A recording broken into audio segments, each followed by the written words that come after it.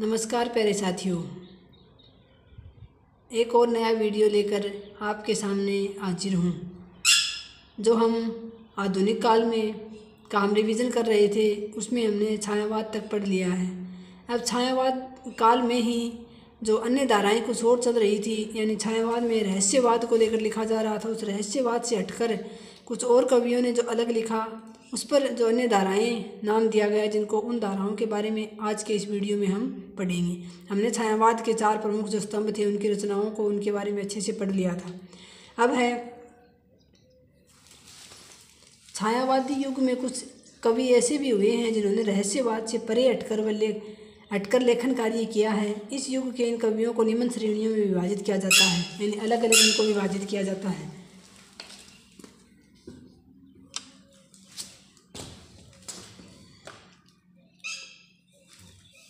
इनमें पहली है व्यक्ति चेतना प्रधान काव्य, या जिसको हम आलावाद भी कहते हैं। दूसरी है समष्टि चेतना प्रधान काव्य या समेकित काव्य धारा। तीसरी है राष्ट्रीय चेतना प्रधान काव्य या राष्ट्रीय सांस्कृतिक काव्य धारा। पहले पढ़ेंगे हम व्यक्ति चेतना प्रधान काव्य या आलावाद, जो 1933 से 1936 तक चली थी। 3 साल का इसका कार्यकाल माना जाता है। छायावादी युग में कुछ कवि ऐसे हुए हैं जिनकी कविताओं में रोमांस एवं स्वच्छंदतावाद का इतना अधिक प्रयोग किया गया है कि उनकी कविताओं में सामाजिक मान्यताओं एवं शिष्टताओं से परे हटकर केवल सूरा सौंदर्य और यौवन का ही अधिक चित्रण किया गया। ऐसी कविताओं को आलावाद के नाम से जाना जाता है। डॉक्टर गणपति चंद्र गुप्त ने इस काव्य धारा को व्यक्ति चेतना प्रधान काव्य धारा नाम दिया है। आपको याद रखना है, व्यक्ति चेतना प्रधान काव्य धारा नाम इसको डॉक्टर गणपति चंद्र गुप्त ने दिया है, और वैसे ये आलावाद कहलाते हैं। डॉक्टर नगेंद्र ने इसे व्यक्तिवादी गीति काव्य कहकर पुकारा है। हिंदी साहित्य में इस काव्य का आगमन फारसी साहित्य के प्रभाव से हुआ है, यानी फारसी साहित्य में जो खयाम जी हैं वो लिखते थे, उन्हीं की तर्ज पर जो हरिवंश राय बच्चन ने लिखा, उसी के चलते ये धारा जो है वो उत्पन्न हुई थी। इस काव्य धारा के प्रमुख कवि निम्न हैं। ये साथियों एक जैसी सी 2 रचनाएं हैं। मधुकर्ण भगवती चरण वर्मा की है और मधुलिका रामेश्वर शुक्ल अंचल की है, इसलिए एक जैसी 2 रचनाएं थी तो मैंने यहाँ लिख रखी हैं। इस काव्य धारा के प्रमुख कवि हैं भगवती चरण वर्मा, हरिवंश राय बच्चन, नरेंद्र शर्मा, आर.सी. प्रसाद सिंह और रामेश्वर शुक्ल अंचल। ये सूत्र बना रखा, भगवती के बच्चे नरेंद्र ने आर.सी. का अंचल पकड़ा। हरिवंश राय बच्चन इसके सबसे महत्वपूर्ण कवि हैं आलावाद के। हिंदी का वायरन कहा जाता है इनको। जन्म स्थान है 1907, जन्म है इनका 1907 ईस्वी, मृत्यु 2003, जन्म स्थान है इलाहाबाद यूपी। इनकी प्रमुख रचनाएं हैं खयाम की मधुशाला 1935, मधुशाला 1935, मधुबाला 1936, मधुकलश 1937, निशा निमंत्रण, एकांत संगीत, आकुल अंतर, मिलन यामिनी, बंगाल का अकाल, सोहम हंस, आरती और अंगारे, 4 खेमे, 64 खुटे, त्रिभंगिमा, सूत की माला और खादी के फूल। ये इनकी प्रमुख रचनाएं हैं। तो 2-3 रचनाओं के मैंने सन लिख रखे हैं, आपको ये सन भी याद रखने हैं साथ में। बच्चन को आलावाद का प्रवर्तक माना जाता है। बच्चन को आत्मानुभूति का कवि, अक्षय रोमांस का कवि और प्रबंध शिरोमणि के नाम से भी जाना जाता है। प्रबंध शिरोमणि का मतलब है जनता का कवि। बच्चन ने अपनी काव्य यात्रा पायोनियर पत्र से संवाददाता के रूप में आरंभ की थी। सबसे पहले उन्होंने संवाददाता के रूप में आरंभ की थी पायोनियर पत्र से। बच्चन को 1968 ईस्वी में 2 चट्टानें रचना के लिए साहित्य अकादमी पुरस्कार मिला था। ये इनकी रचनाएं हो गई। दूसरे प्रमुख कवि हैं भगवती चरण वर्मा। जन्म 1903 ईस्वी, जन्म स्थान सफीपुर, उन्नाव यूपी। प्रमुख रचनाएं हैं भगवती चरण वर्मा की मधुकर्ण, चित्रलेखा, प्रेम संगीत, मानव, रंगों से मोह, सविनय और एक नाराज कविता। ये इनकी प्रमुख रचनाएं हैं भगवती चरण वर्मा की। इनकी मानव और रंगों से मोह नामक कविता में यथार्थवाद की अभिव्यक्ति मिलती है। इनकी मानव रचना को शोषण के विरोध के कारण इस रचना को प्रगतिवाद से प्रभावित भी माना जाता है। भगवती चरण वर्मा को नियतिवादी कवि भी कहा जाता है। इनकी कविताओं में मस्ती, आवेश और अहम की अभिव्यक्ति पाई जाती है।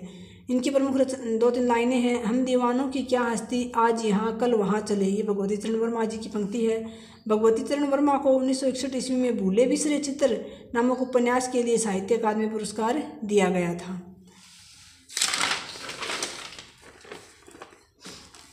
अगले हैं आर.सी. प्रसाद सिंह, जन्म 1911 ईस्वी। इनकी प्रमुख रचनाएं हैं कलापी, संचेता, जीवन और यौवन, नई दिशा, पांचजन्य, प्रेम गीत। तो कलापी और संचेता जो है इनकी प्रमुख रचनाएं हैं। आर.सी. प्रसाद मूलतः मैथिली भाषा के कवि थे।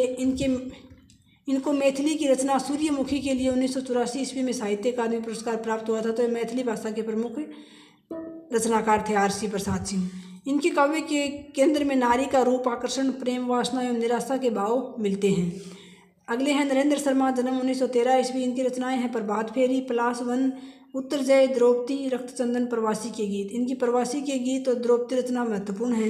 इन्होंने अपनी रचनाओं में सामाजिक यथार्थ का चित्रण करते हुए सामाजिक विसंगतियों के विरुद्ध विद्रोह की भावना प्रकट की है। इनकी द्रौपदी रचना एक खंड काव्य माना जाता है। इन्होंने अपनी उत्तर जय रचना को गाथा काव्य कहा है। अगले हैं रामेश्वर शुक्ल अंचल, जन्म 1915 ईस्वी। प्रमुख रचनाएं हैं मधुलिका, अपराजिता, किरण बेला, लाल चुनर, वसंत के बादल और विराम चिन्ह। विराम चिन्ह जो रामविलास शर्मा का निबंध संग्रह भी है इसी नाम से। तो ये आपको मैंने यहाँ लिख रखा है नीचे छोटे छोटे अक्षरों में कि विराम चिन्ह रामेश्वर शुक्ल अंचल की तो रचना है, काव्य रचना है, और वहीं रामविलास शर्मा का ये निबंध संग्रह है विराम चिन्ह नाम से। अंचल मूलतः प्रेम और रोमांच के कवि माने जाते हैं। इनको हिंदी मानसलवाद का प्रवर्तक भी माना जाता है। रामेश्वर शुक्ल अंचल को मानसलवाद का प्रवर्तक भी माना जाता है। दूसरी प्रमुख धारा थी राष्ट्रीय चेतना प्रधान काव्य धारा या राष्ट्रीय सांस्कृतिक काव्य धारा। इसके प्रमुख कवि हैं जिन्होंने देशभक्ति पूर्वक रचनाएं लिखी, वो हैं माखनलाल चतुर्वेदी हैं, जन्म 1889 ईस्वी। प्रमुख कवि हैं।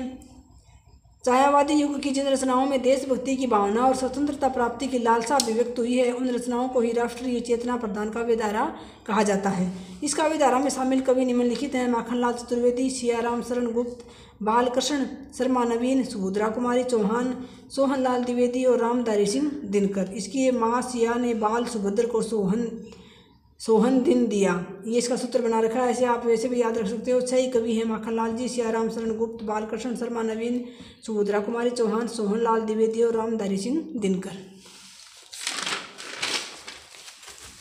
माखनलाल चतुर्वेदी हैं, जन्म 1889, जन्म स्थान ग्राम बम्बई, जिला होशंगाबाद, MP। बम्बई गांव है इनका। प्रमुख रचनाएं हैं हिम किरीटिनी, हिम तरिंगिणी, युग चरण, समर्पण, वेणु लोग उंजे धरा, बिजूरी काजल आंज रही। ये इनकी प्रमुख रचनाएं हैं। तो आपको पता है हिम किरीटिनी और हिम तरंगिणी जो हैं उनकी प्रमुख रचनाएं हैं। इनकी कविताएं हैं पुष्प की अभिलाषा, कैदी और कोकिला जो 9th क्लास में चलती है, बच्चों को पढ़ाई थी मैंने, सखी भी मुझसे कहकर जाती।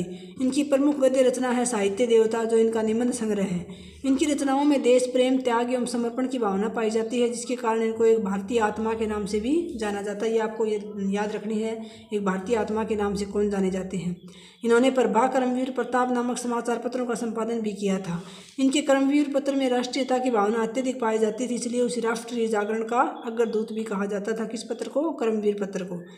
इनको 1955 ईस्वी में हिम तरिंगिणी रचना के लिए हिंदी साहित्य का प्रथम साहित्य अकादमी पुरस्कार मिला था। यानी हिम तरिंगिणी जो इनकी रचना है जो 1955 ईस्वी में प्रकाशित हुई थी, उस पर इनको प्रथम साहित्य अकादमी पुरस्कार, हिंदी का प्रथम साहित्य अकादमी पुरस्कार इनको मिला था। इनकी संपूर्ण रचनाएं माखनलाल चतुर्वेदी रचनावली नाम से 10 खंडों में प्रकाशित की गई हैं। चतुर्वेदी स्वामी रामतीर्थ, माधव राय सप्रे व सैयद अमीर अली मीर से प्रभावित थे। माखनलाल चतुर्वेदी को पद्म भूषण पुरस्कार भी मिल चुका है। अगले हैं रामधारी सिंह दिनकर, जो कि हमारे दूसरे राष्ट्र कवि भी हैं। जन्म 1908 ईस्वी, जन्म स्थान सिमरिया मुंगेर बिहार। प्रमुख रचनाएं हैं रेणुका, ओंकार, रसवंती, द्वंद्व गीत, सामधेनु, कुरुक्षेत्र 1946 ईस्वी में, यशोधरा, धूप और धुआं, इतिहास के आंसू और रश्मिरथी। कुरुक्षेत्र, यशोधरा, रश्मिरथी इनकी बहुत ही महत्वपूर्ण रचनाएं हैं। उर्वशी 1961 ईस्वी में, परशुराम की प्रतीक्षा, आर्य को हरिनाम, वट पीपल, ये इनकी रचनाएं हैं सारी की सारी। परशुराम की प्रतीक्षा, कई बार यहाँ परशुराम की प्रतिज्ञा भी मिलता है, तो ये यहाँ कन्फर्म नहीं है कि प्रतीक्षा है या प्रतिज्ञा है। उर्वशी इनकी रचना प्रसिद्ध 1961 ईस्वी में प्रकाशित हुई थी। कुरुक्षेत्र दिनकर के द्वारा रचित सर्वश्रेष्ठ प्रबंधात्मक रचना है, जिसका विभाजन 7 सर्गों में किया गया है। कुरुक्षेत्र मूलतः महाभारत के भीष्म युधिष्ठिर संवाद पर आधारित है। दिनकर ने कुरुक्षेत्र को द्वितीय विश्व युद्ध की विभीषिका से प्रेरित होकर लिखा था। उर्वशी रचना के लिए 1972 ईस्वी में ज्ञानपीठ पुरस्कार प्राप्त हुआ है रामधारी सिंह दिनकर जी को।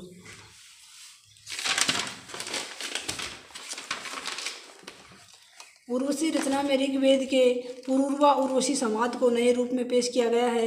ये रचना 5 अंगों में विभाजित गीति नाट्य है। उर्वशी दिनकर को 1959 ईस्वी में संस्कृति के 4 अध्याय रचना के लिए साहित्य अकादमी पुरस्कार मिला। दिनकर को राष्ट्रीयता की भावना के कारण दूसरा राष्ट्र कवि भी कहा जाता है। अपनी ओजपूर्ण शैली में के कारण दिनकर को अनल कवि व युग चारण के नाम से भी जाना जाता है। अनल कवि और युग चारण इनके उपनाम हैं और राष्ट्र कवि, दूसरे राष्ट्र कवि। इनकी सामवेदी रचना सामवेद के मंत्रों पर आधारित है, जो मंत्र यज्ञ में अग्नि प्रज्वलित करते समय उच्चारित किए जाते थे। इस रचना में नवयुवकों को स्वाधीनता यज्ञ में आहुति देने की अपील की गई है। दिनकर को पद्म भूषण पुरस्कार भी मिल चुका है। दिनकर राज्यसभा के सदस्य भी रह चुके हैं। अगले हैं बालकृष्ण शर्मा नवीन, जन्म 1897 ईस्वी। प्रमुख रचनाएं हैं कुमकुम, रश्मि रेखा, अपलक, कवासी, विनोबा, स्तवन, हम विस्पाई, जन्म की, सृजन की ललकारें, विप्लव गायन। इन्होंने अपनी रचनाओं में संयम के लिए विस्पाई और अनिकेतन जैसे शब्दों का प्रयोग किया है। नवीन ने कानपुर से प्रकाशित प्रभा नामक पत्रिका का संपादन किया था। नवीन ने प्रताप पत्र के संपादक गणेश शंकर विद्यार्थी को उनके पत्र प्रकाशन में महत्वपूर्ण योगदान दिया था। नवीन ने अपनी रचनाओं में क्रांति के लिए परले तक का आह्वान किया है। ये इनकी प्रसिद्ध रचना है। इनकी प्रसिद्ध पंक्ति है नवीन जी की, कभी कुछ ऐसी तान सुनाओ कि उथल पुथल मच जाए, बरसे आग जलद जल जाए, भस्मसात भूधर हो जाए। ये इनकी कभी कुछ ऐसी तान सुनाओ ये प्रसिद्ध पंक्ति है, पूछी जा सकती है। अगली है सुभद्रा कुमारी चौहान, जन्म 1904, मृत्यु 1948। प्रमुख रचनाएं हैं मुकुल और त्रिधारा। कविताएं हैं इनकी झांसी की रानी, स्वदेश के प्रति, झंडे की इज्जत में, जलियांवाला बाग में बसंत। झांसी की रानी कविता इनकी सर्वप्रसिद्ध रचना मानी जाती है। डॉक्टर गणपति चंद्र गुप्त ने सुभद्रा को राष्ट्रीयता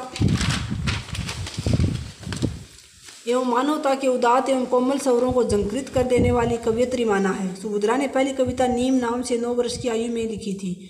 सुभद्रा की रचनाओं में वात्सल्य सुख देखने को मिलता है। सुभद्रा की मृत्यु मात्र 44 वर्ष की अवस्था में वाहन दुर्घटना में हुई थी। अगले हैं सियाराम शरण गुप्त, जन्म 1895 ईस्वी। प्रमुख रचनाएं हैं मौर्य विजय, अनाथ, दुर्वादल, उन्मुक्त बापू, विषाद, आर्द्रा, मृणमयी, नवाखली। ये शैली से छायावादी एवं विचारों से गांधीवादी माने जाते हैं सियाराम शरण गुप्त। इनकी अनाथ रचना में ग्रामीण जीवन एवं जमींदारों के अत्याचार, शोषण और पुलिस की क्रूरता का वर्णन किया गया है। इनकी उन्मुक्त रचना में कुसुमद्वीप एक शांतिप्रिय नगर है, लेकिन लोहद्वीप उसे युद्ध करने के लिए मजबूर करता है। इन्होंने महात्मा गांधी के सत्याग्रह आंदोलन का समर्थन किया था एवं इस आंदोलन को सांस्कृतिक आंदोलन कहा है। सियाराम शरण गुप्त ने माखनलाल द्वारा रचित पुष्प की अभिलाषा कविता के अनुकरण पर एक फूल की चाह नामक कविता लिखी। अगले हैं सोहनलाल द्विवेदी, जन्म 1906 ईस्वी। रचनाएं हैं भैरवी विस्पान, वासवदत्ता, चित्रा, वासंती, प्रभाती, पूजा गीत, सेवाग्राम। सोहनलाल द्विवेदी बाल साहित्य के रचनाकार माने जाते हैं। ये गांधीवाद में आस्था रखने वाले कवि भी माने जाते हैं। डॉक्टर नगेंद्र ने सोहनलाल द्विवेदी को अत्यंत सरल भाषा में राष्ट्रीय चेतना को सवर व्यक्त करने वाला कवि कहा है। अगले हैं समष्टि चेतना प्रधान काव्य धारा। अगली जो 3 काव्य धारा थी उनमें से लास्ट है। जिन छायावादी कविताओं में रहस्यवाद, राष्ट्रीयता, रोमांचिकता, सौंदर्य अनुभूति एवं प्रणयानुभूति इत्यादि सभी विशेषताएं देखने को मिलती हैं, वे समष्टि चेतना प्रधान काव्य या समेकित काव्य धारा के नाम से जानी जाती हैं। इस काव्य धारा के प्रमुख कवि निम्न हैं।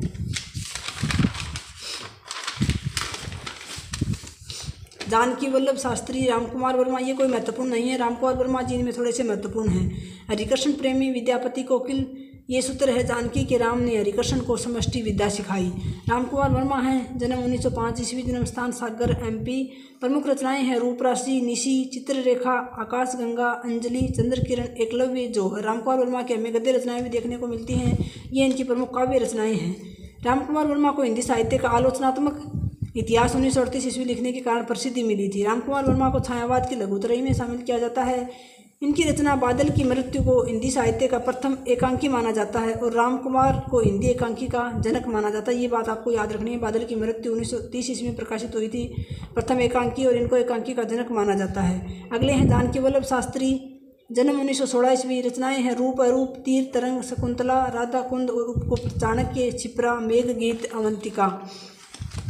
जानकी शास्त्री कवि की अपेक्षा अच्छे गीतकार माने जाते हैं। इनको 1994 व 2010 में पद्मश्री सम्मान के लिए नामित किया गया था, लेकिन दोनों ही बार इन्होंने ये सम्मान लेने से इनकार कर दिया था। हरिकृष्ण प्रेमी अगले, जन्म 1908 ईस्वी। रचनाएं वंदना के बोल, अनंत के पथ पर, अग्निगान। इनकी रचनाओं में ओज और माधुरी गुण का समन्वय देखने को मिलता है। लास्ट हैं विद्यापति कोकिल। रचनाएं इनकी हैं अंकुरिता, माँ, सुहागिन, पुनर्मिलन। शिव कुमार मिश्र ने इनको हिंदी गीतकारों में प्रथम श्रेणी का गीतकार माना है। तो ये थे साथियों हमारे छायावाद के समक्ष अन्य जो धाराएँ थी वो। अगले हमारा है प्रगतिवाद, उसको हम अगले वीडियो में पढ़ेंगे। उम्मीद करती हूँ आपको इन वीडियो से कुछ लाभ हो रहा है। आप सभी का वीडियो देखने के लिए बहुत बहुत आभार, तहे दिल से धन्यवाद। जय हिंद, जय भारत।